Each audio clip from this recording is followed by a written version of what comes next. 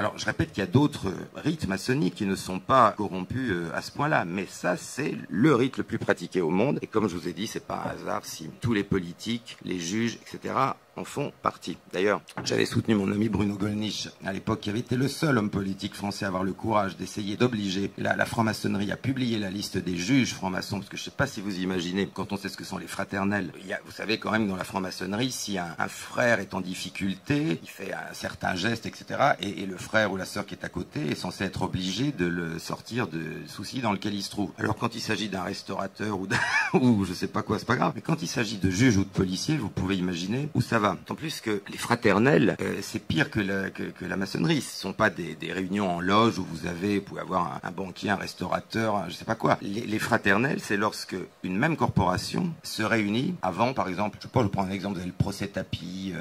Moi, je suis pas un fan de Tapie, mais cela dit, c'était étrange, hein, le procès Tapie Crédit Lyonnais. Là. Bon, on sait très bien qu'il y a la fraternelle judiciaire, bon, qui en général est connu pour être très à gauche, bon ça ils ont le droit, mais enfin voilà. Donc imaginez ce qui peut se passer dans une démocratie quand vous avez des juges et des policiers qui sont dans les systèmes des fraternels.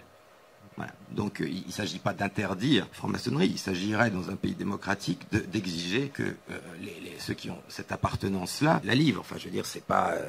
voilà. Bon, d'ailleurs... des pays qui l'ont fait. Enfin, en France, je crois qu'on aura du mal. On peut espérer, on a fait passer le message, on verra. Mais enfin, ça me surprendrait beaucoup.